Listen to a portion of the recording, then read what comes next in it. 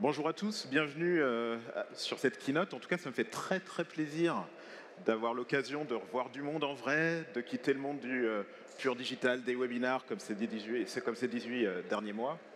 Pour moi, ça devient quasiment une nouvelle expérience. Aujourd'hui, on va vous parler d'expérience d'achat, d'information produit, ce qu'on appelle l'expérience produit. Et j'essaierai de mettre en perspective aussi les résultats d'une enquête que nous avons menée sur ce début d'année et qui est assez édifiante justement sur les nouvelles attentes des consommateurs, notamment dans le secteur du B2C. Je vais commencer par un tout petit sondage à main levée.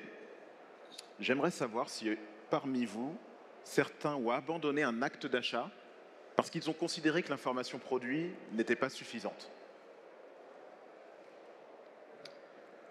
Ok, c'est un résultat à la soviétique quasiment qu'on voit, mais je pense qu'on le confirmera tout à l'heure dans l'étude. Voici un exemple qu'on a tous connu. Une fiche produit qui a été travaillée avec une image, avec du descriptif, et avec un vrai manque. On voit derrière qu'il y a finalement une trace du fichier Excel de la personne qui a travaillé sur cette fiche-là. Et qu'est-ce que ça veut dire? Ça veut dire qu'en réalité, les processus, l'organisation, le travail qui a été fait justement pour mettre en avant cette fiche-là n'a pas été suffisamment coordonné et n'a pas forcément été fait par les bonnes personnes ou surtout pas avec les bons outils. Et surtout, qu'est-ce que ça dit? Ça nous dit que l'expérience qui est proposée finalement à moi en tant que consommateur, elle est insuffisante. Et j'ai beau faire énormément d'investissements, que ce soit sur la chaîne logistique, que ce soit sur l'efficacité au niveau du SEO, sur la conversion, cette fiche ne va pas convertir. Il y a de grands risques qu'elle ne convertisse pas, ce qui est particulièrement dommage. On a énormément de cas comme ça qu'on va pouvoir relever. L'exemple que vous voyez à l'écran, il est assez édifiant aussi. Où finalement, est-ce que je vais acheter un tote bag, comme c'est écrit, ou est-ce que je suis en train d'acheter un smartphone? En tout cas, une chose est sûre, c'est que la personne qui voit ça sur son PC, sur son application mobile, risque de ne pas acheter.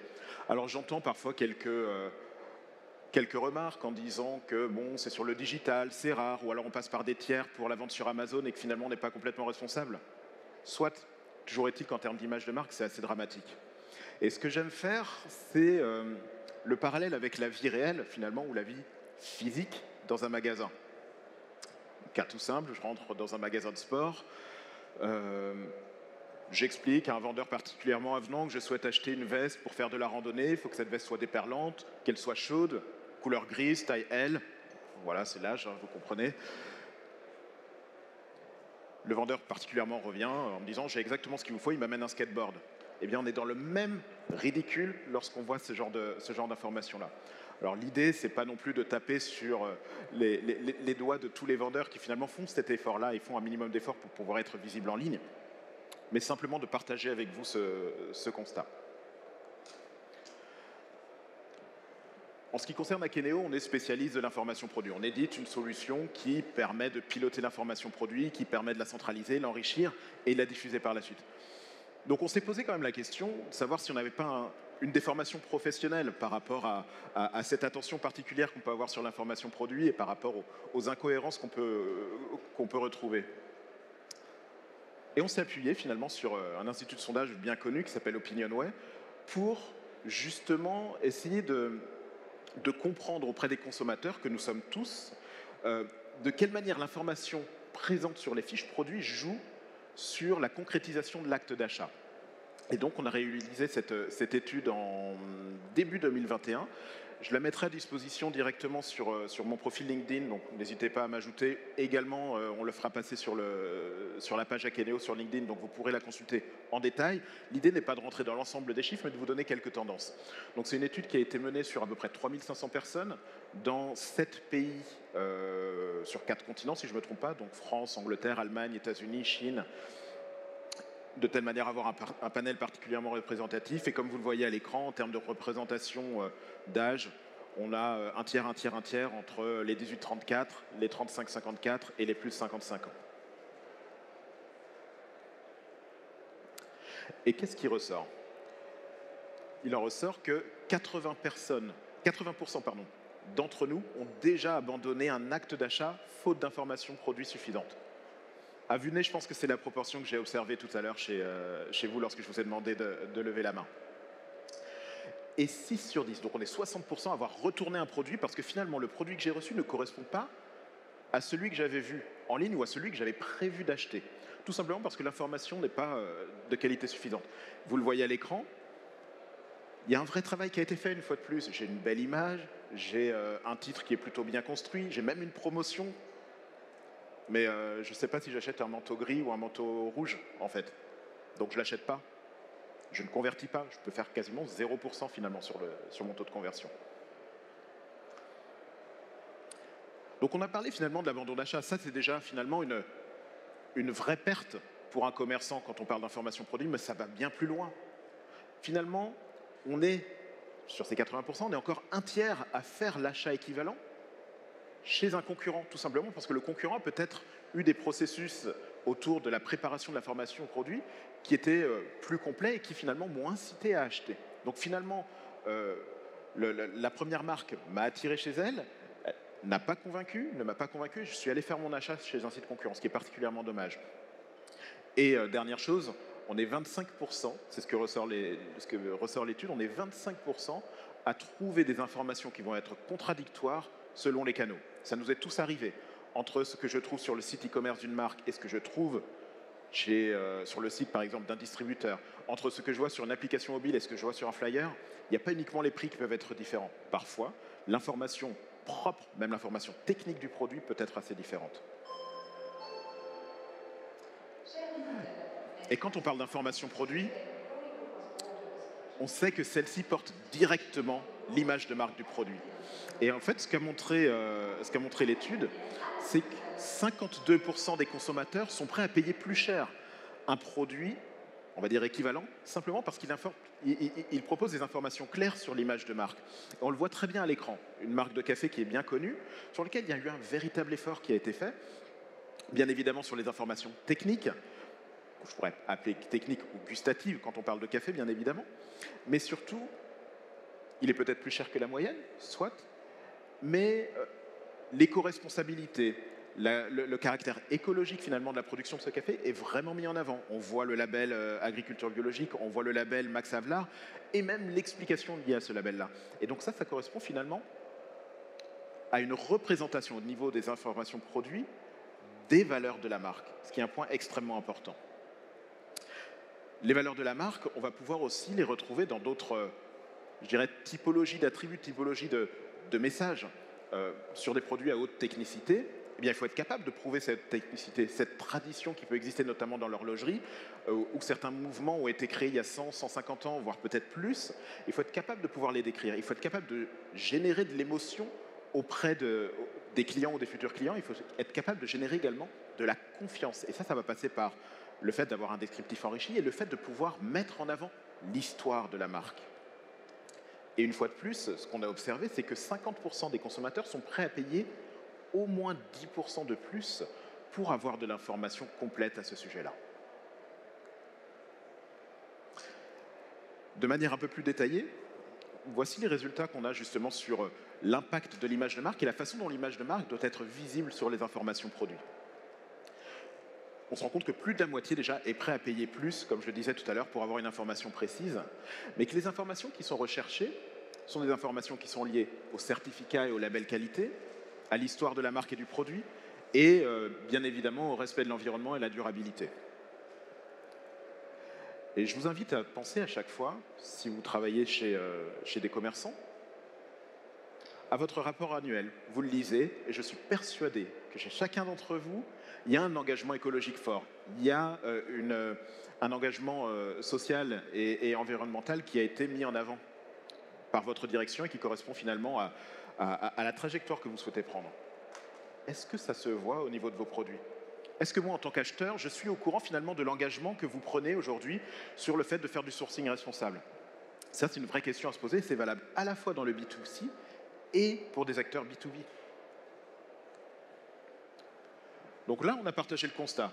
Très bien. Et maintenant, qu'est-ce qu'on fait ? Comment on va pouvoir justement se structurer de telle manière à répondre finalement aux enjeux des consommateurs ? Eh bien, c'est la question que s'est posée un de nos clients, la société Sodexo, qui malheureusement n'a pas pu être présent avec nous, mais avec lesquels on échange assez régulièrement. et qui est parti d'une problématique assez opérationnelle à la base. Alors Sodexo, pour ceux qui ne les connaissent pas, c'est un acteur mondial finalement de la qualité de vie, c'est comme ça qu'ils se définissent. Ils ont plusieurs domaines d'activité, notamment une activité retail. L'activité retail, celle que nous connaissons tous, dans le sens où nos enfants mangent dans des cantines qui peuvent être alimentées par Sodexo, et on utilise également la restauration collective. Et Sodexo, comme vous le savez, est un très très grand acteur de ce secteur-là. Donc on parle d'une société de 500 000 personnes présente dans 67 pays et 35 000 personnes sur la France. Et Sodexo, finalement, sur la France, a fait un constat assez proche de ce que je viens de vous présenter. Leurs clients finaux, donc pas finalement ceux qui achètent les produits Sodexo, à savoir les collectivités, mais nous qui les consommons, sommes devenus particulièrement exigeants sur l'information des produits qui sont vendus. On veut savoir si on mange bio, si on mange kasher, si on mange halal, si c'est vegan, si on mange des produits locaux. C'est finalement une exigence que tout le monde a aujourd'hui, y compris dans la restauration collective. Et à ce sujet-là, l'État français a aussi fait un geste, c'est-à-dire qu'il y a des états généraux qui ont été... des états généraux de l'alimentation, je crois, ça s'appelle, qui ont été mis en œuvre il y a 2-3 années. Et il en est sorti une loi qui s'appelle la loi EGalim, pour États généraux de l'alimentation, qui est appliquée aujourd'hui dans la restauration collective, en particulier auprès des collectivités publiques. Et celle-ci impose le fait d'arrêter l'utilisation de bouteilles en plastique, de pailles en plastique ou autres, mais surtout un minimum de 50% de produits durables, un minimum de 20% également de produits biologiques dans les paniers repas et dans les repas qui sont servis. De la même manière, un devoir d'information est instauré notamment lorsqu'il y a des produits durables, donc le logo pêche durable doit être indiqué, et la composition des repas doit être bien évidemment étendue, un peu plus robustifiée.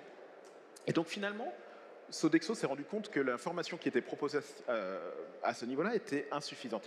Ils ont voulu structurer tout cela et ils se sont appuyés sur une solution de PIM, pour pouvoir augmenter la qualité des informations et la quantité des informations qu'ils allaient pouvoir proposer à leurs clients finaux. Donc finalement, c'est une première approche opérationnelle. Et une fois que ça a été mis en œuvre, après quelques mois, ils se sont rendus compte que, une fois qu'on a réussi à capitaliser, une fois qu'on a réussi à centraliser cette information-là, à l'enrichir et à mettre en place les processus autour de cela, eh bien autant capitaliser sur cette donnée. Autant faire en sorte de pouvoir y brancher d'autres services, les services innovants de Sodexo, pour pouvoir être encore un peu plus proche de leurs clients finaux. Et comme vous le savez tous, on sait que Sodexo s'est retrouvé en difficulté en mars 2020, puisque plus personne n'allait dans les cantines et dans les lieux de restauration collective. Ceci dit, ils ont lancé des services digitaux, comme SoHappy, qui est une solution de click and collect, permettant aux salariés des entreprises clientes de pouvoir commander et récupérer leur panier repas. Et bien finalement, ce service-là a pu être connecté directement à la base qui aurait été structurée avec le même niveau d'exigence que ce qui avait été appliqué pour les points de vente physique par le passé. Et pour aller plus loin, ils ont saisi l'opportunité pour développer leur catalogue d'offres digitales, notamment par le biais de sociétés qui ont été rachetées. Je pense à Food Cherry, je pense à Season. Il y a aussi le catalogue Le Nôtre qui a pu être intégré directement dans le PIM de Sodexo. Et même les catalogues qu'on pourrait appeler contractuels. Ils ont peut-être un autre nom, mais le principe, c'est Sodexo a un contrat particulier avec Total, avec Engie, avec EDF, avec peut-être des exigences clients qui sont particulières. Et bien, on va pouvoir centraliser, préparer cette information-là directement dans le PIM pour pouvoir la diffuser sur les supports exigés par l'ensemble des clients. Et finalement, c'est une boîte de Pandore. C'est l'ouverture de toutes les possibilités que Sodexo a découvert de cette manière-là. Parce qu'il reste encore certains canaux qui ne sont pas alimentés avec de l'information fiable. On a encore des cas où finalement la composition du burger qui est présentée sur une tablette numérique n'est pas encore en phase avec ce qui existe dans leur base. Donc les projets à venir, toujours basés sur cette base produit structurée, consistent à alimenter d'autres supports physiques ou numériques en point de vente, les dalles numériques, des tablettes également, à chaque fois avec de l'information qui sera structurée, qui sera contextualisée, qui sera potentiellement localisée en fonction des exigences de chacun des canaux et des consommateurs. Ce qu'on vient de voir avec Sodexo, c'est ce qu'on appelle la mise en place d'une organisation facilitant ce qu'on appelle l'expérience produit. Et quand on parle d'expérience produit, ce n'est pas moi qui le dis, ce sont les analyses de Forrester, il s'agit du critère le plus important, le plus impactant dans ce qu'ils appellent le Customer Index. Donc Forrester mesure en fait le Customer Experience Index de plusieurs marques. Et l'élément le plus important, c'est l'expérience produit, ce que je viens de décrire là. Et donc la pratique derrière, qu'on appelle le PXM, Product Experience Management, elle devient primordiale dans votre organisation. Cette pratique, elle consiste à associer les personnes, les processus, la technologie, de telle manière à fournir les informations des informations de très haute qualité, de manière contextualisée, selon le canal, donc la technologie finalement qui va être utilisée pour la diffusion, et bien évidemment de manière localisée en fonction des exigences régionales et locales de chaque région. Donc on a vu finalement le rôle du Product Experience Management. La question se pose, comment je vais pouvoir mettre en place ces organisations-là et comment je vais pouvoir positionner cette importance, positionner finalement ce sujet-là dans mon organisation. Qu'est-ce que ça va apporter à mon organisation? Et il y a 3 éléments qu'il faut relever qui sont extrêmement importants. La première chose, c'est qu'on met en place finalement une stratégie autour de l'offre produit de telle manière à vendre plus vite. Le cas, il est très simple. Comment je fais pour améliorer mon time to market? Comment je fais pour passer de 10 000 produits que j'ai en référence à 100 000 produits que je suis capable de vendre en ligne sans multiplier par 10 les personnes qui travaillent sur le sujet? Dans le domaine de la mode, comment je fais pour passer de 2 collections annuelles à 4 collections annuelles, voire à 12 collections annuelles, comme certains veulent le faire? Et donc, on comprend bien que cette mise en musique des processus, des personnes et de la technologie, elle est indispensable pour cela. Le deuxième élément, c'est on doit être capable de s'appuyer sur l'offre produit pour mieux vendre, pour augmenter finalement la marge que nous allons faire sur les produits. On en a parlé tout à l'heure. Mieux vendre passe déjà par réussir à vendre. Donc il faut que j'ai une information qui soit complète, qui soit de bonne qualité. Ça passe également par la génération de confiance, on en a parlé. Et ça passe... ça passe finalement par l'augmentation de marge et une diminution des taux de retour, tout simplement parce que les clients sont moins déçus par rapport au décalage entre le produit lui-même et l'information qui aura été présentée. Dernière chose, c'est une opportunité. Le fait de structurer son offre produit, ça permet de saisir les opportunités qui s'offrent notamment auprès de nouveaux canaux. Je veux envoyer mon information produit auprès de Yuka dans le domaine de l'alimentaire. Je veux envoyer mon information produit sur des marketplaces parce que je considère que ouvrir ces canaux digitaux, c'est une véritable opportunité business. Je me rends compte que je peux m'appuyer sur le digital pour pouvoir tester des nouveaux marchés. Eh bien, il y a une question de contextualisation, de localisation qui se fait, mais ça peut se faire à condition d'avoir cette structuration produit, d'avoir cette offre produit qui soit extrêmement bien définie et avec les processus qui tournent autour de cela. Donc pour terminer, on a quelques recommandations qui, on va dire, résument finalement mon discours aujourd'hui. Première chose, on met nos valeurs en avant. Elles sont toutes présentes, vous travaillez tous dessus, mais on a besoin de le voir dans la formation produit et aujourd'hui, ça impacte tous les actes d'achat, qu'ils soient en ligne ou qu'ils soient dans les magasins, dans les points de vente. La deuxième chose, c'est être capable de penser omnicanal, pas uniquement digital. Alors, je ne vais pas faire le discours de concurrence entre site e-commerce et points de vente physique, je pense que ceci a été dépassé. Ceci dit, il faut s'appuyer sur les efforts qui sont faits sur les canaux les plus exigeants en termes d'information, notamment les canaux digitaux, pour pouvoir enrichir et améliorer l'expérience en magasin, améliorer le conseil que les vendeurs vont pouvoir apporter, améliorer même les taux de conversion chez vos distributeurs qui distribuent vos produits. Point extrêmement important. Et puis la dernière chose, c'est que l'expérience produit, elle impacte le chiffre d'affaires. On fait ce travail sur la qualité et derrière, on a pour objectif, et on le voit chez nos clients, la possibilité de voir une amélioration de la conversion, une amélioration des paniers, une amélioration du chiffre d'affaires de manière globale, tel que j'ai pu l'expliquer tout à l'heure. J'espère en tout cas que je vous ai convaincu en tout cas de l'expérience produit qu'il est nécessaire de pouvoir mettre en place au sein de vos organisations. Je me tiens à votre disposition si vous avez des questions, des commentaires ou autres. Et en tout cas, je vous remercie d'avoir été aussi attentif. Merci à vous.